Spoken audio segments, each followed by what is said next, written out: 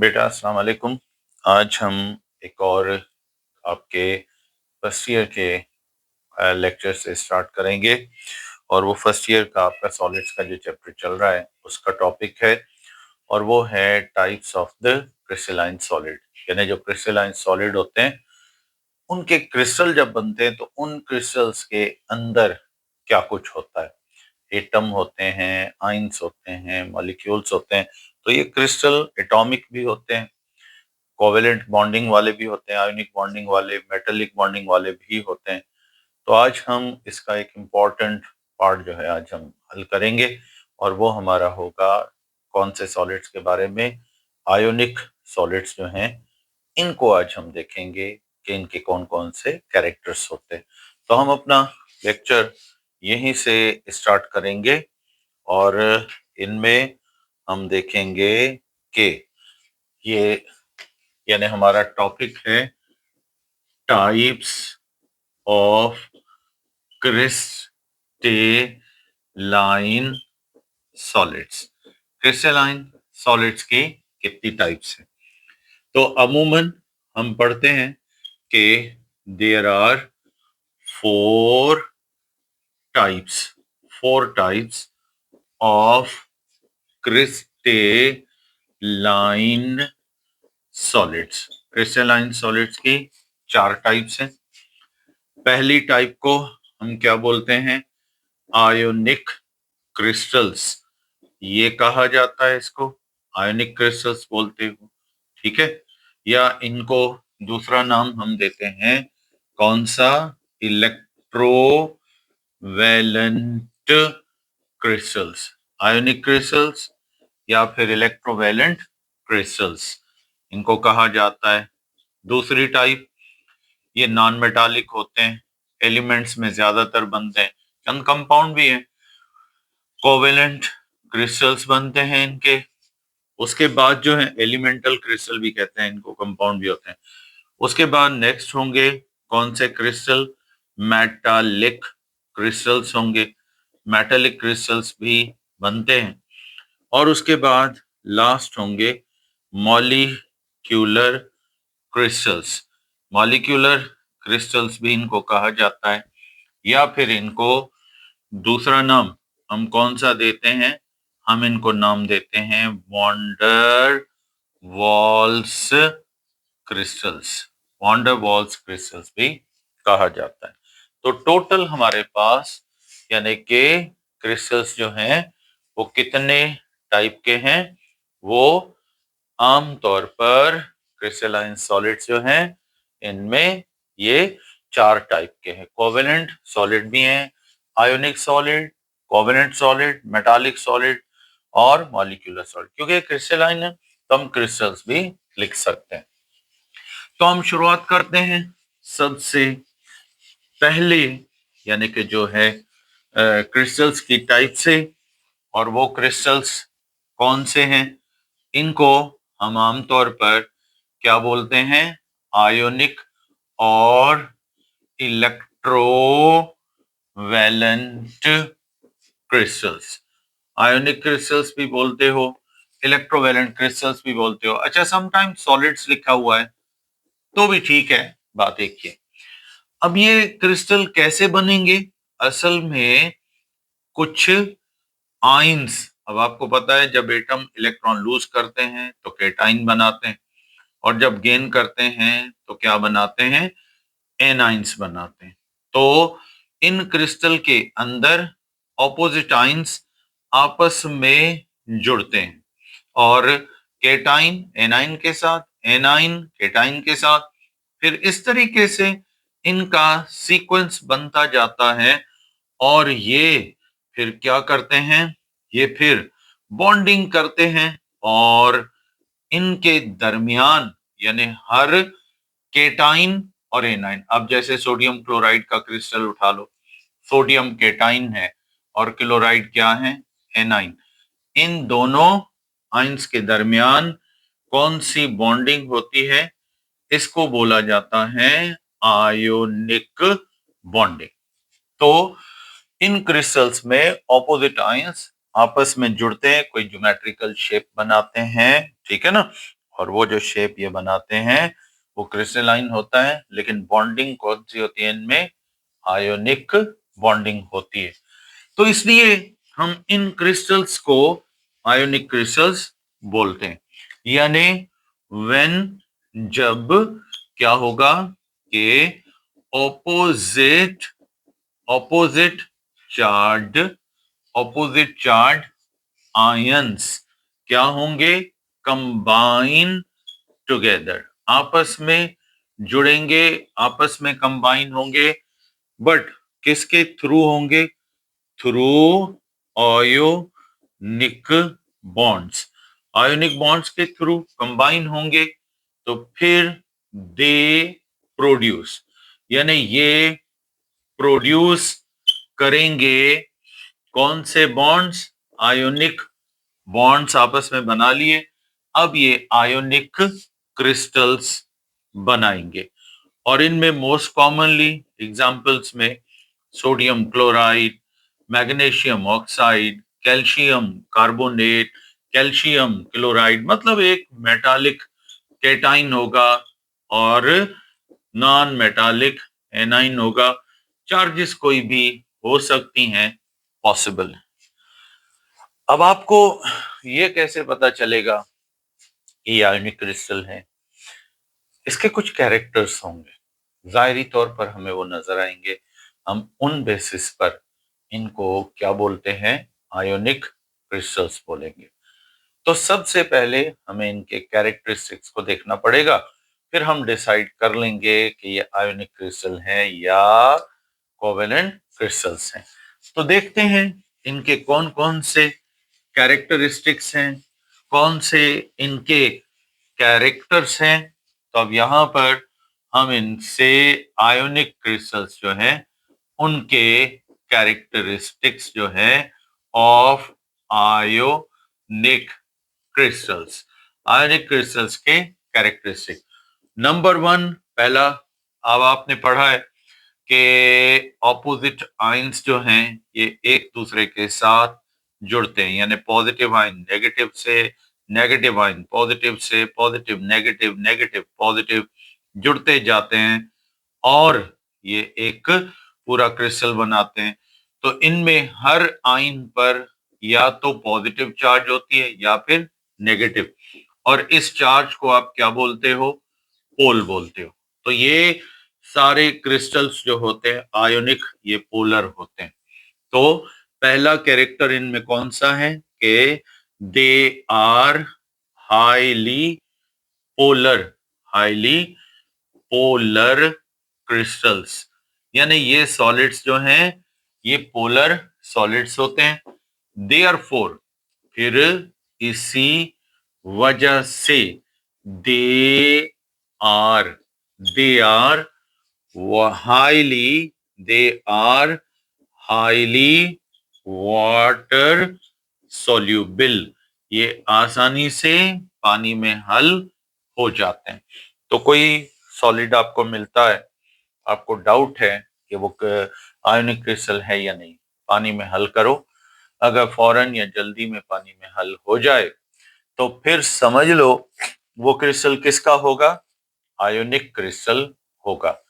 अच्छा, कुछ ionic crystal जो है ना, जैसे पत्थर होते हैं, स्टोन्स होते हैं या सीमेंट होता है, इसको पानी में हल करोगे तो ये नहीं टूटेगा, क्योंकि आयोनिक कंपाउंड जब पानी में हल होते हैं ना, तो उनके आयोनिक बॉन्ड्स को तोड़ने के लिए वाटर की पोटेंशियल एनर्जी जो होती है ना, वो इन आयोनिक बॉन्ड्स को तोड़ती है। अब वाटर के अंदर एक सफिशिएंट अमाउंट ऑफ एनर्जी तो होती है, लेकिन कभी कभार ये आयोनिक बॉन्ड इतने तो स्ट्रांग होते हैं कि वाटर के सारे मॉलिक्यूल्स की पोटेंशियल एनर्जी भी इस्तेमाल हो जाए तो भी ये इनके आयोनिक बॉन्ड्स को नहीं तोड़ सकती। तो इसलिए वो आयोनिक क्रिस्टल कभी भी पानी में हल नहीं होंगे जिनके आयोनिक बॉन्ड बहुत स्ट्रांग होते हैं, क्योंकि पानी के पास उतनी एनर्जी नहीं है।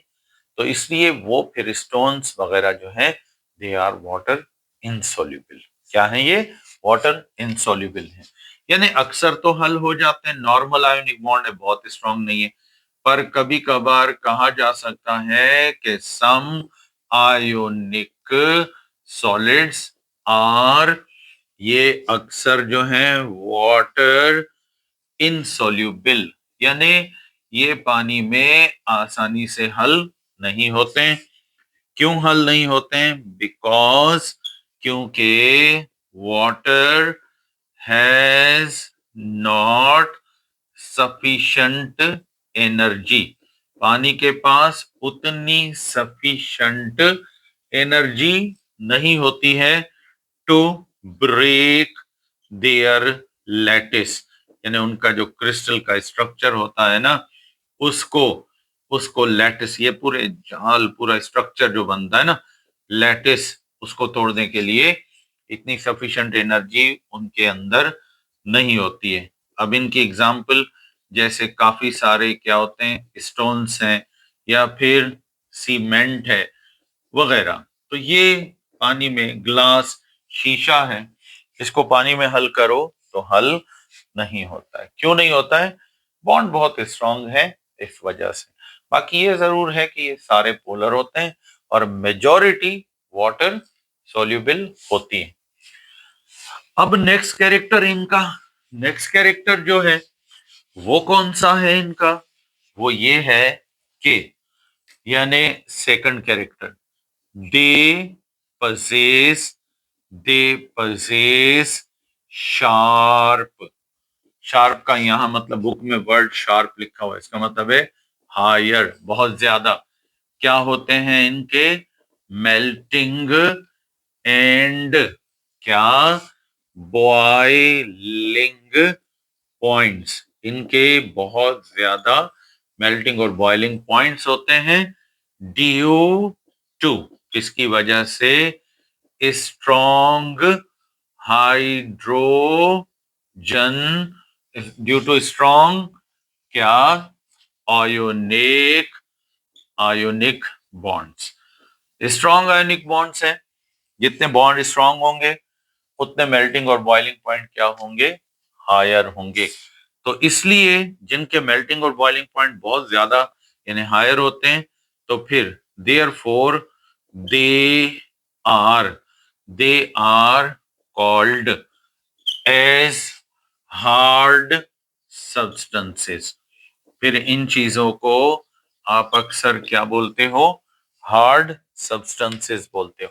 हार्ड सब्सटेंस मतलब जिसका मेल्टिंग बॉइलिंग पॉइंट बहुत हाई हो। अच्छा, अब इनकी अट्रैक्टिव फोर्सेस को खत्म करना है, इन क्रिस्टल्स को तोड़ना है, ब्रेक करना है, तो हमें बहुत बड़ा प्रेशर चाहिए। यानी देयर इज ए रिक्वायरमेंट, यानी हमें चाहिए क्या?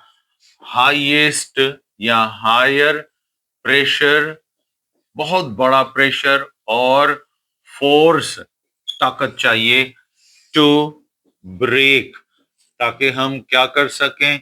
ब्रेक कर सकें their bonds inside their crystals, इनके क्रिस्टल्स के अंदर जो बॉन्ड्स होते हैं, इनको तोड़ने के लिए बहुत बड़ी अमाउंट एनर्जी की चाहिए। दस, फिर इसलिए दे कैन बी, यानी इनको दे कैन बी ब्रोकन, तोड़े जा सकते हैं बाय हैमरिंग, हथौड़ी से।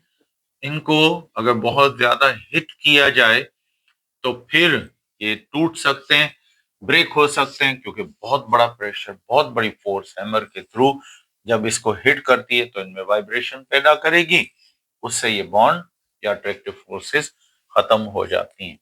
तो यानी स्ट्रॉन्ग बॉन्ड्स हैं, इनको तोड़ने के लिए हमें हैमरिंग वगैरह करनी पड़ती है। उसके बाद दे आर, ये अक्सर क्या होते हैं? ब्रिटिल, ब्रिटिल और ब्रेकेबल इन नेचर, यानी ये लचकदार नहीं होते। जैसे शीशा है, सीमेंट है, पत्थर है, मोड़ेंगे तो ये टूट जाता है। जो चीज मुड़ने पर टूट जाती है ज्यादा प्रेशर में, उसमें लचक बिल्कुल ना होने के बराबर होती है, तो उसको ब्रिटिल कहा जाता है। तो ये ब्रेकेबल यानी ब्रिटल होते हैं, लेकिन इनमें इलास्टिक नेचर नहीं होती है।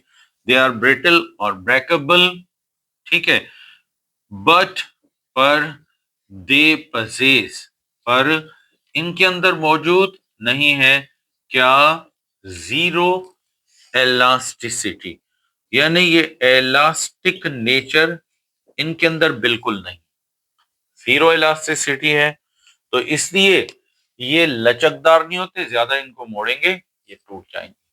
तो ये इनके जनरली क्या होते हैं, कैरेक्टरिस्टिक्स होते हैं।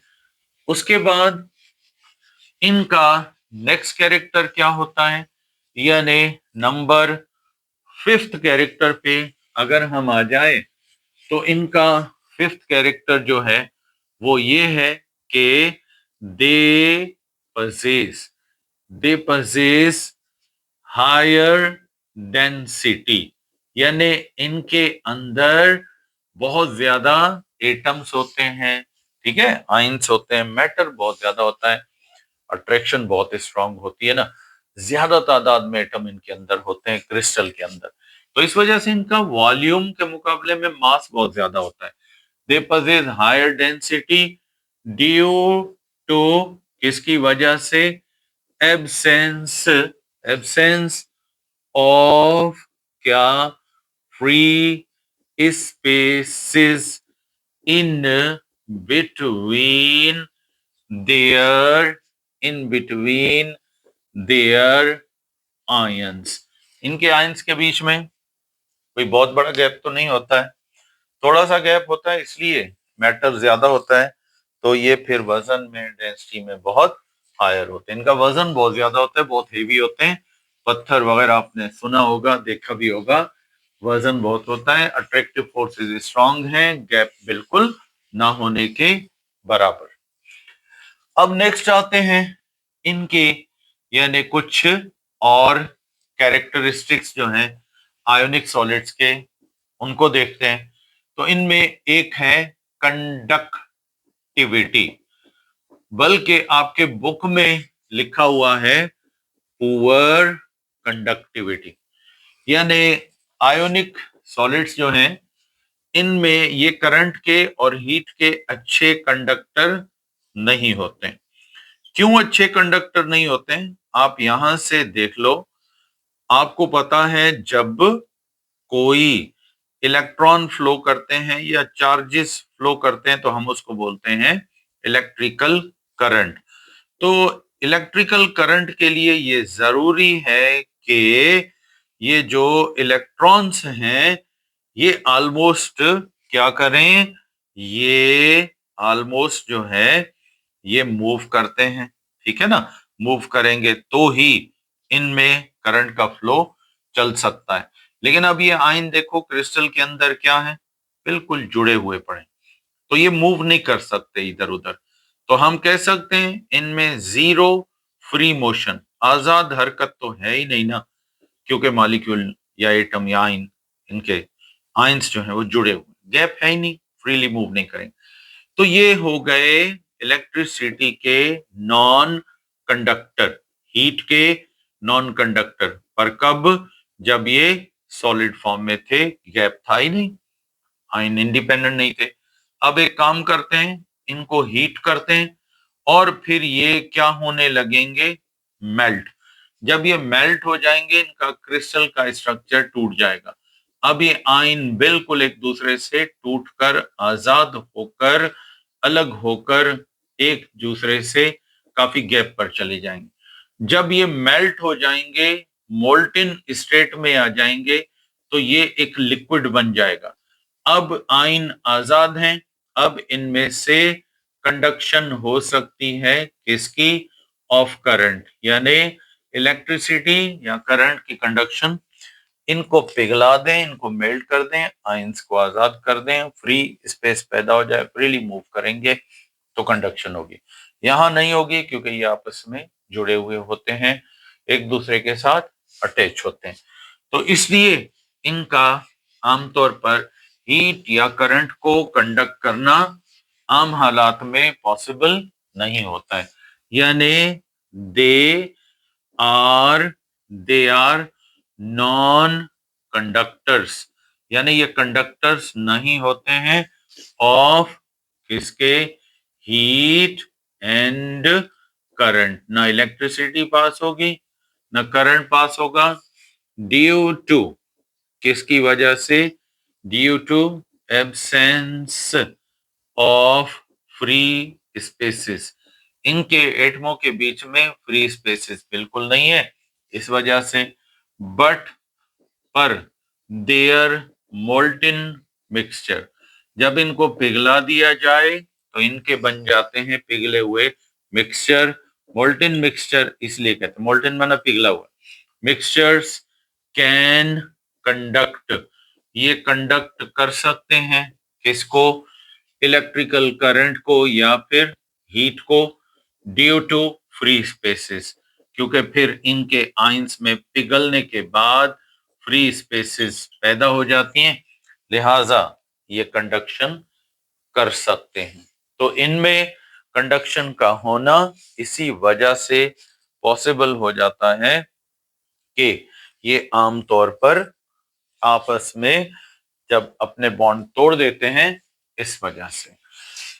इसके बाद इनकी आती है, जब हम आमतौर पर हम इनके स्ट्रक्चर की बात करते हैं तो इनमें में एक और फैक्टर आता है that is called ionic association. Ionic association यानी आयंस जो हैं वो आपस में एक मखसूस तरतीब के साथ एक मखसूस अरेंजमेंट में जुड़ते हैं। अब जैसे हमें अगर कहा जाए कि क्यूबिक स्ट्रक्चर क्यों बनता है सोडियम क्लोराइड में, तो हमसे सवाल तो पूछा जा सकता है मैग्नीशियम ऑक्साइड में क्यूबिक क्यों बनता है, सल्फर में ऑर्थोरोम्बिक क्यों बनता है, या कुछ आयोनिक सॉलिड होते हैं जिसमें कैल्शियम कार्बोनेट है रोम्बिक क्यों बनता है, तो ऑर्थोरोम्बिक स्ट्रक्चर क्यों बनता है, क्यूबिक क्यों बनता है। इसका बहुत आसान सा आंसर हमारे पास है और वो ये है कि इनमें आयंस जो होते हैं ना, ऑपोजिट आयंस, ये एक मखसूस डायरेक्शन में एक दूसरे के साथ जुड़ते हैं। कहीं एक पॉजिटिव आयन के गिर्द एटमों की सॉरी बाकी आयंस की नेगेटिव आयंस की अरेंजमेंट, कभी कभार उसको सराउंड 6 आयन भी करते हैं तो फिर स्ट्रक्चर क्यूबिक बन जाता है।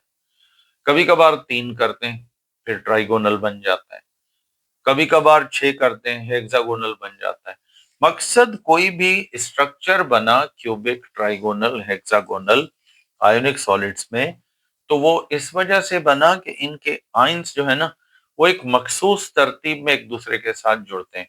कहीं एक केटाइन के साथ 3-3 एनाइंस जुड़ते हैं, कहीं एक एनाइन के साथ 4-4 5-5 केटाइन भी जुड़ जाते हैं या उसको सराउंड करते हैं।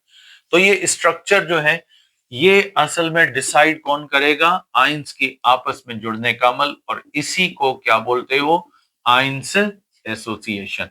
यानी when when in ionic crystal forms, यानी ये जब बनाता है क्या, फॉर्म्स ए पर्टिकुलर स्ट्रक्चर, यानी ये एक मखसूस मुकर्रर करदा स्ट्रक्चर बनाता है ऑफ इट्स क्रिस्टल्स, अपने क्रिस्टल्स का।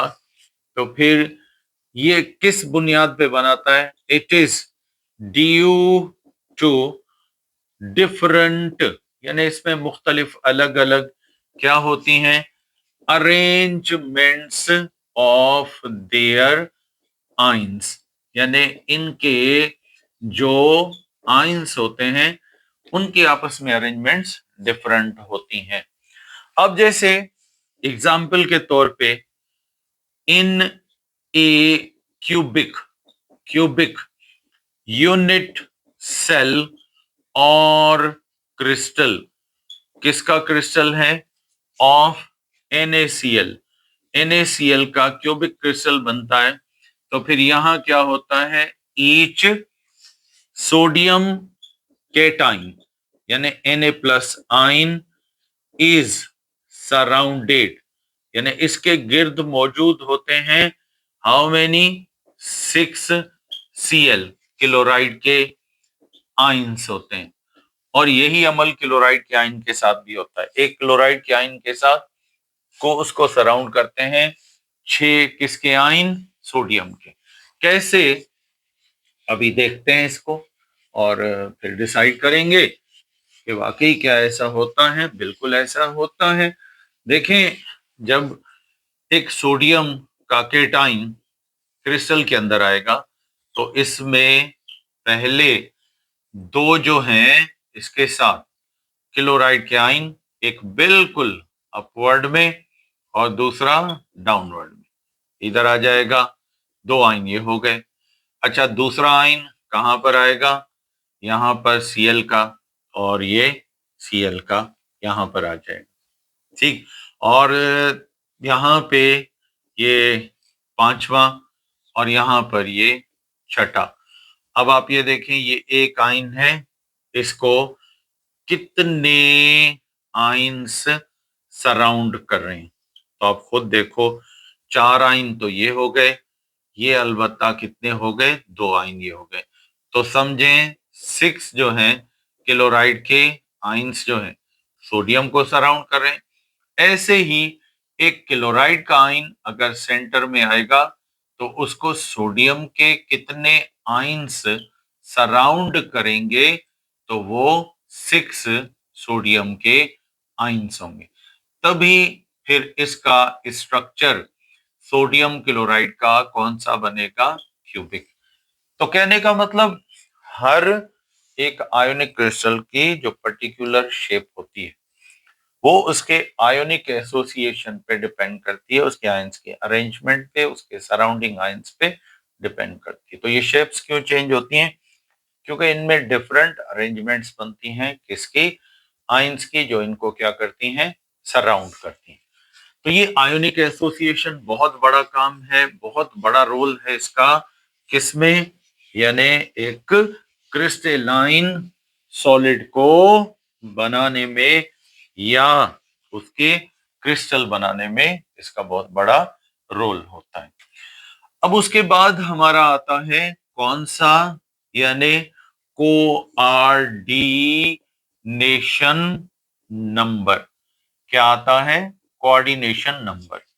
अब कोऑर्डिनेशन नंबर किसको कहा जाता है, अभी मैंने आपको बताया एक क्यूबिक क्रिस्टल सोडियम क्लोराइड का बनाया, तो उस क्यूबिक क्रिस्टल में सोडियम के एक पॉजिटिव आयन के चारों तरफ टोटल कितने क्लोराइड के आयन उसको सराउंड करेंगे, उसके अराउंड मौजूद होंगे, तो ये 6 होंगे।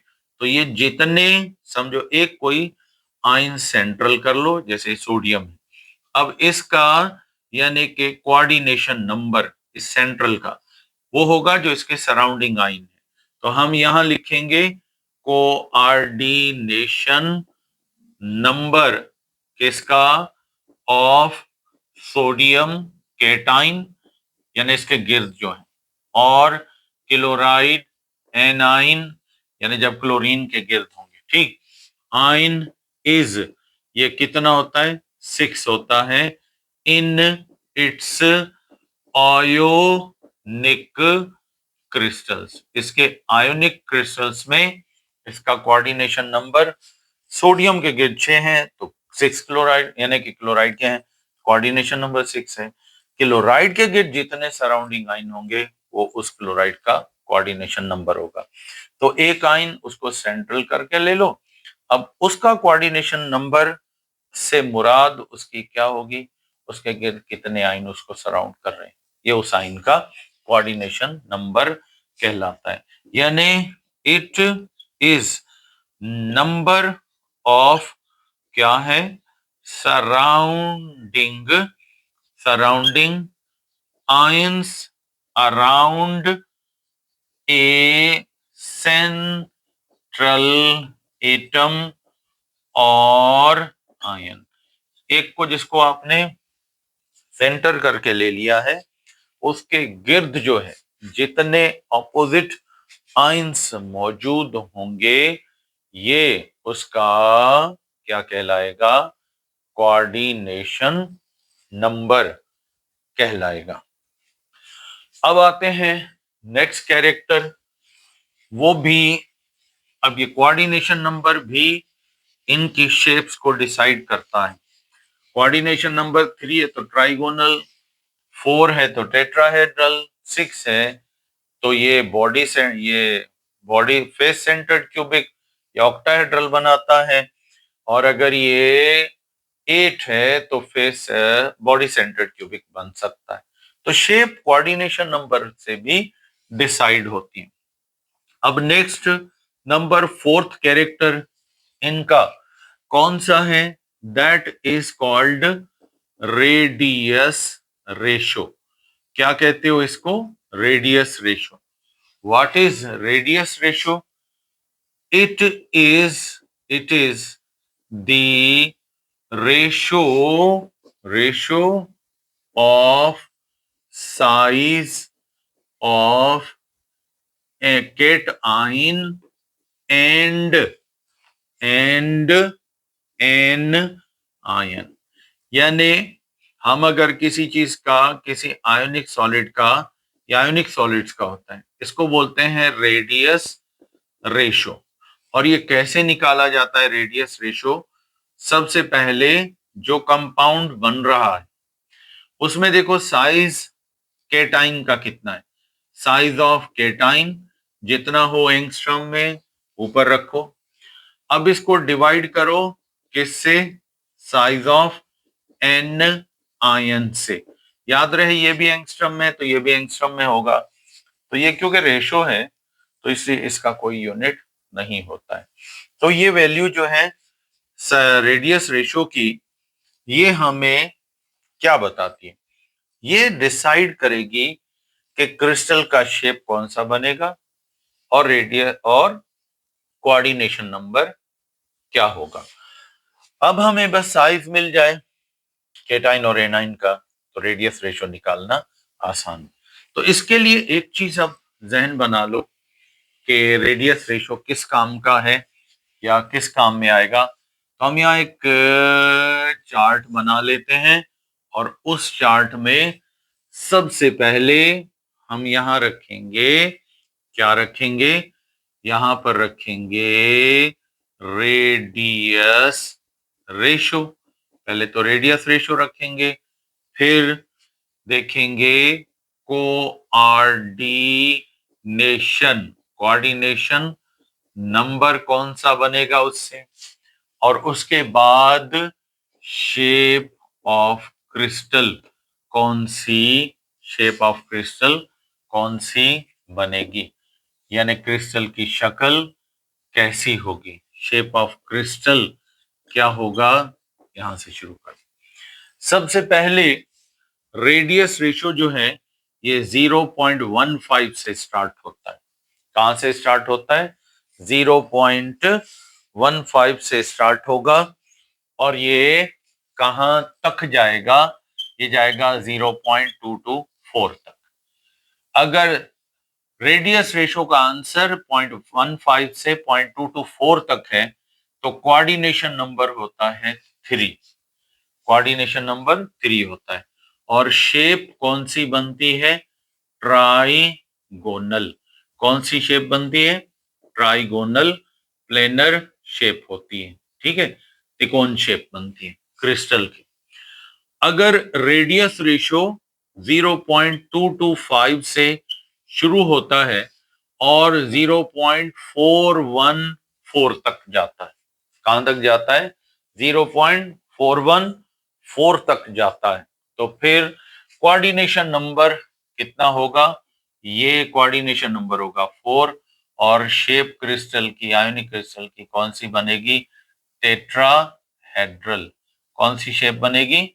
टेट्राहेड्रल, यानी बिल्कुल इस शक्ल में शेप बनेगी। यूं यहां पर सेंटर होगा, ये इस तरह से शेप बन जाएगी। ठीक है, टेट्राहेड्रल शेप बनेगी। अगर यही रेडियस रेशो 0.415 से शुरू होगा और 0.732 तक जाएगा तो यहाँ कोऑर्डिनेशन नंबर होगा 6 और शेप कौन सी बनेगी? या तो ये बनेगी ऑर्थोरोम्बिक, ऑर्थोरोम्बिक बनेगी, या फिर ये बनेगी फेस सेंटर्ड क्यूबिक। अब फेस सेंटर्ड क्यूबिक क्या है ये हम नेक्स्ट में आगे हमारे पास इसका भी टॉपिक है, उसमें हम देखेंगे, बट होगी क्यूबिक या ऑर्थोरोम्बिक। यूं इस तरह से ये बनेगी, इसको रोम्बिक बोलते हो, या फिर फेस सेंटर्ड क्यूबिक, यानी ये जो क्रिस्टल की ये सामने जो होता है ना, ये फेस होता है, एक साइड जो होती है, इसके बीच में एक एटम या आइन होगा, इसको हम बोलते हैं फेस सेंटर्ड क्यूबिक बोलते हैं। इसके बाद आखिरी यानी फोर्थ, ये होगा 0.733 से स्टार्ट होगा और कहां तक जाएगा? तकरीबन 1.0 तक। तो कोऑर्डिनेशन नंबर होगा 8 और शेप ऑफ क्रिस्टल कौन सी बनेगी? बनेगी क्यूबिक ही। कौन सी बनेगी? क्यूबिक होगी, लेकिन ये हर तरफ से बिल्कुल बीच में आएगा। इसको बोलते हैं बॉडी बॉडी सेंटर्ड क्यूबिक। क्या बोलते हो? बॉडी सेंटर्ड क्यूबिक बोलते हो। नजर आ रहा है इसमें? अगर नहीं है तो मैं थोड़ा सा नीचे कर देता हूं, इसको देख लो।